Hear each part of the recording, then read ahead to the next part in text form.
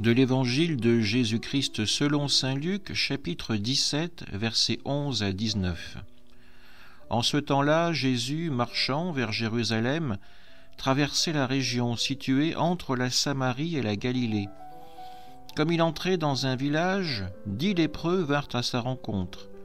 Ils s'arrêtèrent à distance et lui crièrent « Jésus, Maître, prends pitié de nous !» À cette vue, Jésus leur dit « Allez vous montrer aux prêtres. » En cours de route, ils furent purifiés. L'un d'eux, voyant qu'il était guéri, revint sur ses pas en glorifiant Dieu à pleine voix.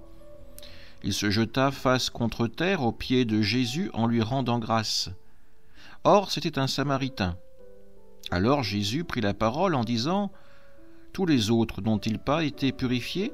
Les 9 autres, où sont-ils?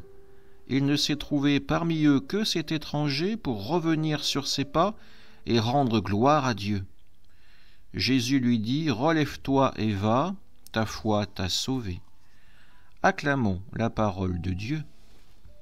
Un évangile connu aujourd'hui nous est proposé, celui des 10 lépreux.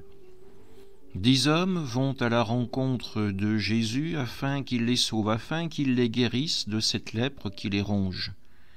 Jésus accueille leur demande et en cours de route, les hommes s'aperçoivent qu'ils sont véritablement purifiés.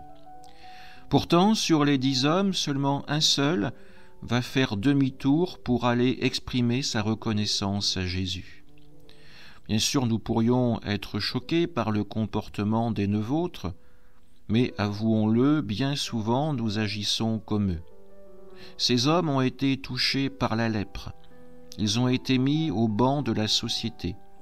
Grâce à Jésus, ils sont à nouveau réintroduits dans la vie normale, la vie sociale de leur époque. Ils peuvent retrouver leur famille, retrouver leur vie d'avant. Peut-être que dans leur cœur, il n'y a pas le désir de faire demi-tour, se confronter à ce passé douloureux pour exprimer une quelconque reconnaissance envers Jésus. Le Samaritain, lui, a ce courage.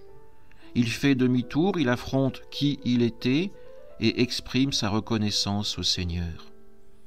Cet homme ne renie pas son passé, il ne renie pas aussi le péché qui l'a conduit peut-être à cette situation, mais il exprime sa reconnaissance, sa foi en Jésus.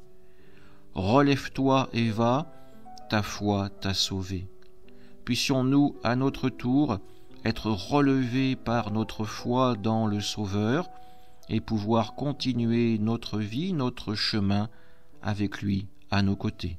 Amen.